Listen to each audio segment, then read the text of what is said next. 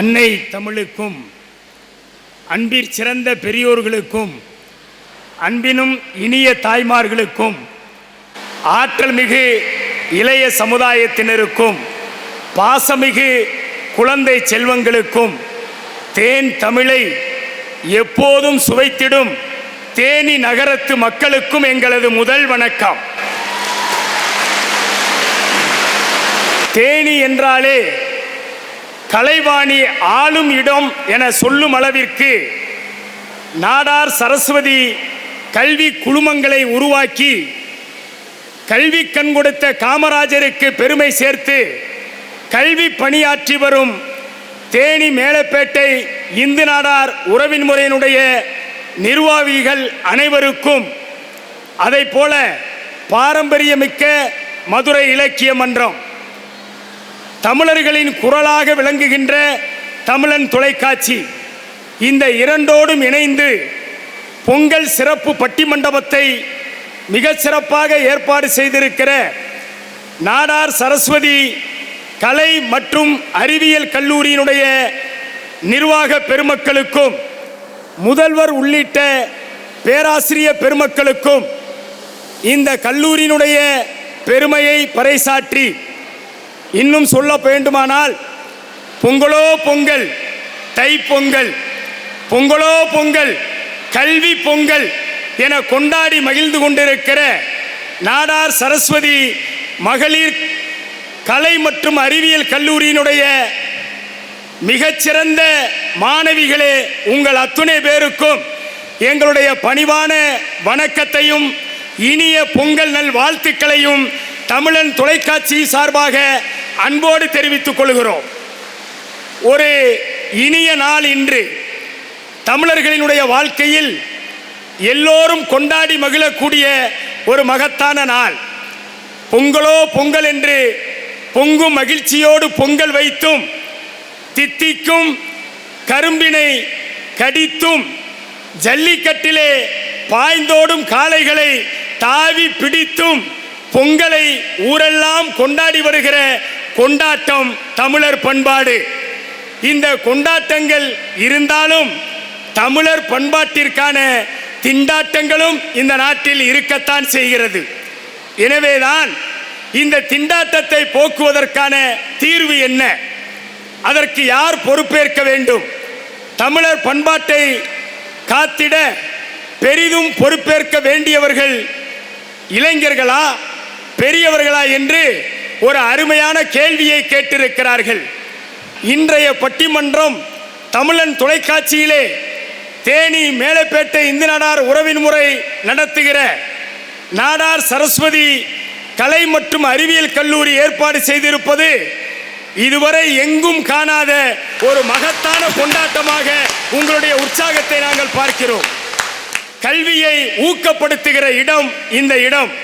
எனவேதான் இந்த நிகழ்ச்சிக்கு தேனி நட்டாத்தி நாடார் மருத்துவமனை என்றும் கருத்தரித்தல் மையம் பேருதவி புரிகிறது. வேளாண் அறிவியல் மையமாக விளங்குகிற காமாட்சிபுரம் சென்டக் நிறுவனம் இந்த நிகழ்ச்சிக்கு பக்கபலமாக இருக்கிறது. இந்த பட்டிமண்டபத்திற்கு உள்ளே நடுவராகிய நான் முதலில் சென்றுவிட முடியாது.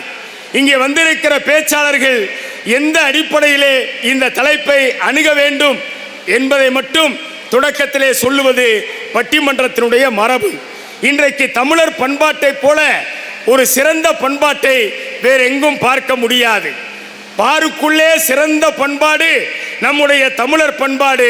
ஆனாலும் பார்களுக்குள்ளே தள்ளாடி நிற்கிறது இன்றைய தமிழர் பண்பாடு. தூக்கி நிறுத்த போவது யார்? தூக்கி நிறுத்த வேண்டிய பொறுப்பு யாருக்கு? அதுதான் கேள்வி. பெரியவர்களுக்கு அந்த பொறுப்பு இருக்கிறதா? தடுமாற்றத்தை நிறுத்த வேண்டிய பொறுப்பு இளைஞர்களுக்கு இருக்கிறதா?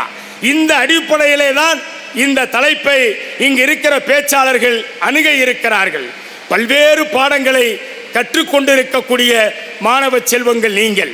தமிழகம் எங்கும் இருக்கக்கூடிய மக்கள் எல்லாம் நம்முடைய தமிழர்களின் சிறப்பை பற்றி அறியாமல் இருக்க முடியாது. தலைப்பு யோசிக்கிற போதே எது நாட்டுக்கு தேவை, எது நமக்கு தேவை, இன்னைக்கு எதை பேசினா நாளைக்கு சமுதாயம் நல்லா இருக்கும், இதை உணர்ந்து பேசக்கூடிய ஒரு அருமையான தலைப்பை இங்கே நிர்வாகிகள் தந்து இருக்கிறார்கள். அவர்களுக்கு எங்களுடைய பாராட்டை தெரிவித்துக் கொண்டு, உறவுகளின் உன்னதத்தை போற்றிய நம்முடைய தமிழ்நாட்டில்தான் இன்றைக்கு உறவை சொல்லிக் கொடுக்க மறந்துவிட்டோமோ என்ற ஒரு நிலையும் இருக்கிறது.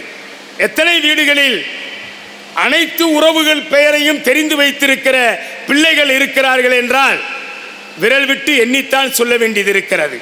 யார் வந்தாலும் ஆன்டி சொல்லு, அங்கிள் சொல்லு, யாராயிருந்தாலும். ஆக அந்த உறவை வகைப்படுத்தி சொன்ன அந்த மாண்பு எங்கே போனது என்ற கேள்வி வருகிறது. அந்த மாண்பை தொலைத்ததற்கு யார் காரணம்? சொல்லி கொடுக்காத பெரியவர்கள் காரணமா? சொல்லி கொடுத்தாலும் கற்றுக்கொள்ளாத இளைஞர்கள் காரணமா? யார் மாற வேண்டும்? மாற்றிக்கொள்ள வேண்டியவர்கள் யார்? இதுதான் இந்த தலைப்பிற்கான விவாதமாக இவர்கள் இங்கே முன்னெடுக்க இருக்கிறார்கள். ஆண்களும் இந்த நாட்டிலே கம்பீரமிக்கவர்கள், பெண்களும் அதைவிட கம்பீரமிக்கவர்கள். ஆனால் ஒரு பெண் என்பவள் யாருக்கு கட்டுப்படவில்லை என்றாலும் கட்டிய கணவனுக்கு கட்டுப்பட்டு நடப்பது என்பது தமிழர் பண்பாட்டினுடைய மாண்பு. அதே போல ஒரு ஆண்மகன் யார் சொல்லி திருந்தலேனாலும், யார் சொன்னாலும் திருந்த மாட்டேன்னு இருந்தாலும், கட்டின மனைவி சொல்லிட்டா அந்த அன்பை கேட்டு திருந்தக்கூடிய ஒரு வாழ்வியல் முறையை கொண்டது நம்முடைய தமிழர் பண்பாடு என்பதனை மறந்து விடாதீர்கள். ஏதோ பண்பாடு என்று சொன்னால் பொங்கல் வாழ்த்து சொல்வதோடு நின்று விடுவதல்ல பண்பாடு. ஒவ்வொரு நாளும் நம்முடைய வாழ்க்கையிலே கடைபிடிக்கக்கூடிய அன்பு நெறிகள், அறம் சார்ந்த செயல்கள், நம்முடைய பண்பை வெளிப்படுத்துகிற மாண்பு, இதுதான் தமிழர் பண்பாடு. இன்றைக்கு இருக்கக்கூடிய சூழலிலே அந்த பண்புகள் எல்லாம் ஏதோ மங்கி வருகிறதோ என்ற ஒரு கேள்வி நமக்குள்ளே ஏற்பட்டிருக்கிறது. உலகெங்கும் வாழுகிற தமிழன் உச்சத்தில் இருக்கிறான் என்று புகழ்ந்து கொண்டிருக்கிறோம். ஆனாலும் அந்த உச்சத்தை தக்க வைப்பதற்கு நம்முடைய வாழ்வியல் முறைகளை கட்டி காக்காவிட்டால் நிச்சயமாக முடியாது. இன்றைக்கும் அந்த உச்சத்தை கட்டி காக்கக்கூடிய சிறப்பு யாருக்கு இருக்கிறது தெரியுமா? நாமெல்லாம் பேசுகிறப்ப நம்ம தமிழ், நம்ம தமிழ்நாடு, நம்ம மக்கள் இப்படித்தான் சொல்லுவான். ஆனால் இலங்கை மண்ணை சார்ந்த அந்த தமிழ் மக்கள் எப்படி சொல்வார்கள் தெரியுமா? எங்கள் தமிழ், எங்கள் நாடு, எங்கள் மக்கள் என்று உரிமையோடு சொல்லுவார்கள். தமிழ் என்றால் அது எங்களுக்கு, நாடென்றால் அது எங்களுக்கு என்று உரிமையோடு நம்முடைய பற்றை வெளிப்படுத்துவது ஒரு உச்சத்தை என்றைக்கும் தக்க வைப்பதற்கு பயன்படும்.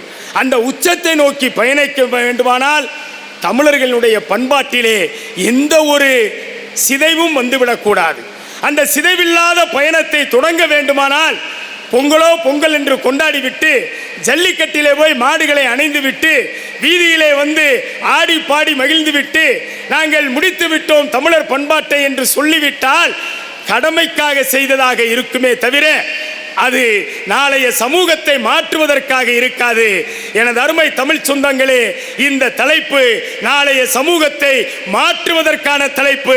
தமிழன் தொலைக்காட்சியிலே நீங்கள் கேட்டுக்கொண்டிருக்கிறீர்கள். நாடெங்கும் மாறுதலுக்கான சிந்தனை வர வேண்டும். பண்பாட்டிலே ஒரு சின்ன சேதாரம் கூட வரக்கூடாது. அதற்கு ஆதாரமாக இருப்பது பெரியவர்களும் தான், இளைஞர்களும் தான். அதிலே மாறுபாடு இல்லை. ஆனால் இந்த இரண்டு பேரில் யாருக்கு பெரிய பொறுப்பு இருக்கிறது, அந்த பெரிய பொறுப்பு யாருக்கு என்பதை அடையாளப்படுத்திவிட்டால் அவர்கள் வசம் அந்த பொறுப்பு இருக்குமேயானால் இந்த நாடு ஒரு மிகச்சிறந்த நாடாக இருக்கும். நம்முடைய பண்பாட்டை யார் வந்து கைவிட்டாலும் அழிக்க முடியாது. அந்த ஒரு நிலையை கொண்டு வருவதற்கு தேனியிலிருந்து பயணம் தொடங்கி இருக்கிறது. அதுதான் சிறப்பு. பிறர் துன்பத்தை கண்டு பொறுத்து கொள்ளாத இதயம் தமிழனுக்கு எப்போதும் உண்டு. ஏன், கனவிலும் எதிரிக்கு கூட துன்பம் வரக்கூடாது என்று நினைக்கிற பண்பு நம்முடைய தமிழர் பண்பு. உலகத்தில் வேறு எவருக்கும் அந்த பண்பு கிடையாது. இத்தகைய பண்புகள் உள்ளடக்கியதுதான் தமிழர் பண்பாடு. இன்னும் நிறைய சொல்லிக்கொண்டே போகலாம்.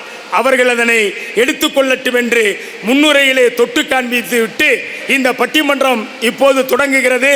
முதலில் பெரியோர்களே என்ற அணி விவாதத்தை தொடங்கி வைக்க வருகிறது. அணித்தலைவர் கவிஞர் கு சிலம்பரசன் அவர்கள் வருகிறார். வாங்க.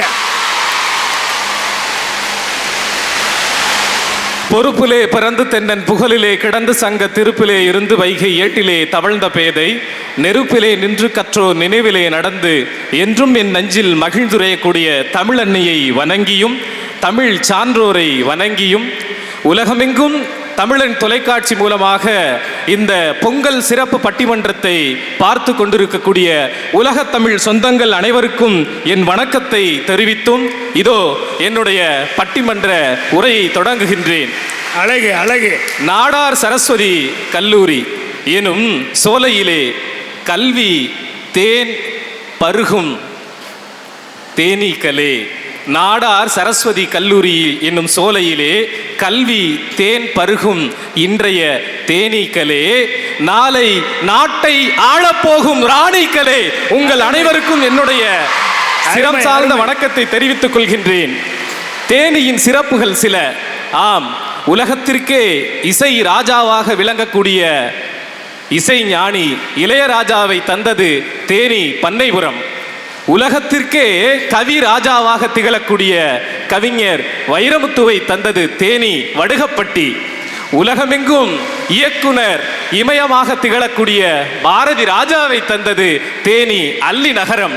இப்படி முத்தமிழையும் தந்து இந்த உலகத்திற்கு பண்பாட்டையும் பாரம்பரியத்தையும் சொல்லிக் கொடுக்கக்கூடிய தேனி மண்ணிலே, அதுவும் முத்தமிழை கற்பிக்கக்கூடிய நம்முடைய தேனியில் செயல்படக்கூடிய நாடார் சரஸ்வதி கல்லூரியிலே நான் பேச வந்துள்ளேன் என்பதே எனக்கு பெரிய பெருமை.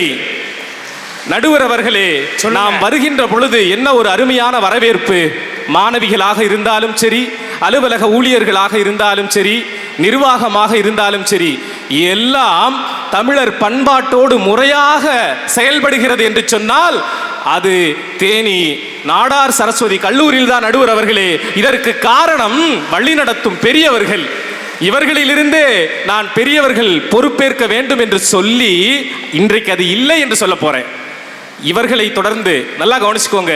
இன்றைக்கு நம்முடைய கல்லூரியில் செயல்படும் இந்த பெரியவர்களைப் போல இன்றைக்கு சமூகத்தில் இல்லையே என்பதுதான் என்னுடைய வருத்தம். இன்றைக்கு பெரியவர்கள் என்ன சொல்லி வளர்க்கிறார்கள் தன் பிள்ளைகளுக்கு? மூன்றே விஷயம். எதுவாக இருந்தாலும் வீட்டிலிருந்து தான் தொடங்குகிறது. வீட்டில் நம்முடைய பண்பாடு எப்படி சொல்லி வளர்க்கப்படுகிறது? விருந்தோம்பலை எடுத்துக்கொள்வோம். வள்ளுவர் எவ்வளவு அழகாக சிறப்பாக சொல்லி இருக்கிறார்.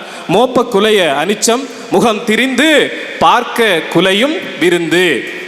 அப்ப விருந்தினரை வரவேற்கும் அந்த முக மலர்ச்சியிலே நமது விருந்தானது, விருந்தோம்பல் பண்பானது வெளிப்படுகிறது. ஆனால் இன்றைக்கு அப்படியா இருக்கிறது? இன்னும் சொல்ல போனால் சங்க இலக்கியத்திலே உறவினர்கள் வீட்டுக்கு வந்தால் அவர்களை உபசரித்து வழி அனுப்பும் போது அவர்களது காலின் பின் 7 அடி சென்று விடை கொடுத்து வருவார்கள். இன்னைக்கு வீட்டை விட்டு வெளியே வரமோ இல்லையோ படாறு கதவை சாத்தி போடுறாங்க. போயிட்டு வாங்கப்பா அப்பா டப்புன்னு அடிச்சிடறாங்க. நல்ல வேளை நம்ம உடனேல தான் அடிக்கல. அது மட்டும் இல்லை, பிள்ளைகளுக்கு என்ன சொல்லி கொடுத்து வளர்க்குறாங்க? நாம் போய் அப்போ தான் உட்காருவோம். உட்கார்ந்த உடனே அங்கிள் எதுக்கு வந்தீங்க? இப்படி ஒரு கேள்வி. அங்கிள் எப்போ போவீங்க? அவ்வளோதான், சாப்டர் க்ளோஸு. அதே போல் இன்னொன்று சொல்லுவாங்க. இன்னொரு வீட்டுக்கு போன நடுவர் அவர்களே நல்லா கவனிங்க, சொல்லுங்க. இன்னொரு வீட்டுக்கு நான் விருந்தாளியாக போயிருந்தா சாப்பிட்டுட்டேன் இருந்துட்டேன், ஒரு நாள் ஆச்சு, சரி 2வது நாள் சாப்பிட்டு இருந்தா 3வது நாள் அவங்க என்ன தெரியுமா? அப்படியே பாருங்க, இதில் தான் ஒரு ரைமிங்க போடுறாங்க. சிலம்பு நீ கிளம்பு. எப்படி? சிலம்பு நீ கிளம்பு. போதுமா? அதனால விருந்தினர்களை எப்படிங்க உபசரிக்கிறீங்க? இதெல்லாம் குழந்தைகள் பார்க்கிறார்கள். நம் பெரியவர்கள் நடக்கக்கூடிய முறைகளை பார்க்கிறார்கள். தண்ணி வைக்க அழகை பார்த்தாவே நம்ம இருக்கலாமா வேணாமான்னு தெரிஞ்சிடும். அங்கேருந்து அம்மா, அதாவது இந்த வீட்டுக்கார அம்மா கொண்டு வந்து வேகமாக டம்ளரை வந்து டொம்முன்னு வச்சாங்கன்னு வச்சுக்கோங்க, முடிஞ்சு போச்சு. நாம் அழகாக பேசிக்கிட்டு உடனே இந்த இடத்த காலி பண்ணணும். இல்லை அப்படின்னா அங்கே சமையல் அறையில் பாத்திரம் டமார் டுமில் விழுகும். இது 2வது எச்சரிக்கை. முதல் எச்சரிக்கை டம்முன்னு வச்சா ஓகே அலாட்டு. 2வது எச்சரிக்கை பாத்திரம் விழுந்தா அடுத்தது 3வது அலாட்டு. அதை ஏமா டீ கேட்டனே, டீயா இந்தா போட்டுக்கிட்டு இருக்கேங்க, இந்த வந்துடும் அப்படின்னு இழுத்தாவே முடிஞ்சு போச்சு. நாம டீ வேணாம் காஃபி வேணாம் நான் கிளம்புறேங்க அப்படின்னு சொல்லிட்டு கிளம்பிடணும். இன்றைக்கு சூழ்நிலை இப்படி சென்று கொண்டிருக்கிறது. நடுவர் அவர்களை, விருந்தோம்பலில் இன்றைக்கு நமக்கு முன்னோடியாக இருக்க வேண்டிய பெரியவர்கள் இல்லை. அது மட்டும் இல்ல, 2வதாக கொடை. கொடை என்று சொன்னால் வழங்குவது. நமது பண்பாட்டில் மட்டும்தான் முதல் 7 வள்ளல்கள், இடை 7 வள்ளல்கள், கடை 7 வள்ளல்கள் என 3 வகையான வள்ளல்கள் வாழ்ந்தது தமிழர் பண்பாடு. நடுவர் அவர்களே, அப்படிப்பட்ட கொடையிலே வந்த நாம இன்னைக்கு என்ன தெரியுமா சொல்லி கொடுக்கிறோம் பிள்ளைகளுக்கு? ஃபர்ஸ்ட் மார்க் எடு. எப்படி? ஃபர்ஸ்ட் மார்க் எடு, நல்ல வேலைக்கு போ, சம்பளம் நிறையா வாங்கு, வீடை கட்டு, சேமிச்சு வை. அப்ப பாருங்க, இதெல்லாம் தப்புங்கிறீங்களா?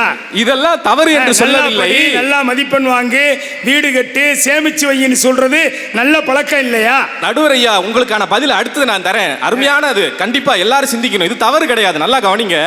நம்ம பெற்றோர்கள், நம்முடைய பெரியவர்கள் எல்லாம் எடு, வாங்கு, அதே போல வையு, கட்டு என்று சுயநலத்தை மட்டுமே கற்பித்து தருகிறார்கள். கொடு என்று சொல்லித் தர வேண்டும் என்பதுதான் எங்களுடைய வேண்டுகோள். நடுவர் அவர்களே, அருமை அருமை. புதிய கண்டுபிடிப்புகளுக்கு உன்னுடைய அறிவை கொடு, இல்லாதவர்களுக்கு பொருளை கொடு, கல்லாதோருக்கு கற்றுக்கொடு, பெரியோர் வார்த்தைக்கு செவி கொடு என்று சொல்லி கொடு கொடு என்றுதான் நாங்கள் நடுவர் அவர்கள் எங்களுடைய இளைஞர்களுக்கு கற்றுக் கொடுக்க சொல்கிறோம். நீங்க எல்லாவற்றையும் எடு எடுன்னு சொல்லிக்கிட்டு இருக்கீங்க. நடுவர் அவர்களே, நிறைவாக சில விஷயங்களை நான் சொல்லி முடிக்கின்றேன். விருந்தினர்களை அன்போடு உபசரியுங்கள், அன்போடு வீட்டிற்கு அழையுங்கள் என்று சொல்லிக் கொடுக்கணும். கொடை வழங்கக்கூடிய பண்பை இன்னும் கற்றுக் கொடுங்கள் ஆழமாக. எடுப்பதை மட்டும் நீங்கள் சொல்லிக் கொடுக்காதீங்கள், கொடுப்பதையும் கொஞ்சம் சொல்லித்தாருங்கள். மொழி என்பது நம்முடைய பண்பாட்டின் அடையாளம்.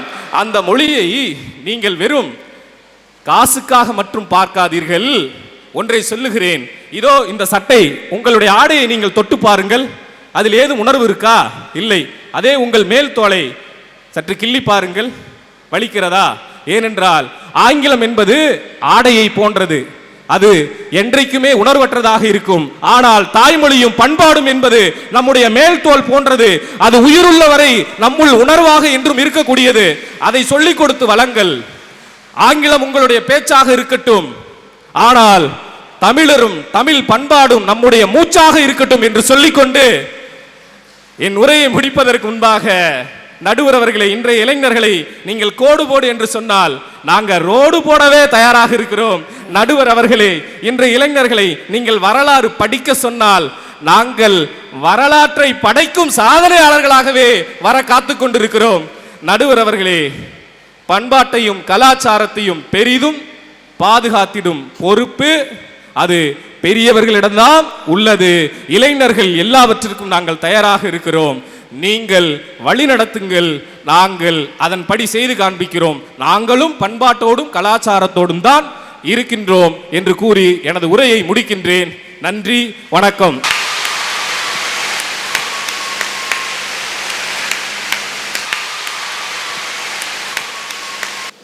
கவிஞர் சிலம்பரசன் ஒரு பெரிய சிலாவரசை எடுத்தார், கம்பெடுத்து சுத்துற மாதிரி. எடுத்த உடனே உங்களையெல்லாம் இந்த நாட்டை ஆள இருக்கிற ராணிக்கள்னார். உள்ளபடியே அப்படித்தான் இந்த பெண் சமூகம் வளர வேண்டும். அதை அழகாக பதிவு செய்தார்கள். ஒன்று சொன்னார் பாருங்க, இந்த உடையில இல்லை பண்பாடு. நாம் சாப்பிடுகிற உணவு மட்டுமல்ல பண்பாட்டின் அடையாளம், நம்முடைய உணர்வு. அந்த உணர்வு என்றைக்கு நல்ல உணர்வாக இருக்கிறதோ அதுதான் பண்பாட்டை காக்கும். அந்த உணர்வை இளைஞர்களுக்கு பெரியவர்கள் தான் ஊட்ட வேண்டும் என்று அழகாக சொன்னார். ஆக சொல்லிக் கொடுக்காத பெரியவர்கள் தானே குற்றவாளி. அவர்கள் சொன்னால் நாங்கள் நடப்பதற்கு தயாராக இருக்கிறோம் என்ற அடிப்படையிலே விருந்தோம்பல் சரியாக எங்களுக்கு கற்றுக் கொடுக்கப்படவில்லை. சுயநலத்தை எங்கள் மூளையிலே ஏற்றி இருக்கிறார்கள். சம்பாதி, எடு எடு என்றே சொல்லுகிறார்களே தவிர கொடு கொடு கொடு என்று சொல்லி எங்களை வளர்க்கவில்லையே என்று இளைஞர்களின் ஆதங்கத்தை வெளிப்படுத்திய பேச்சு சிலம்பரசனின் பேச்சு.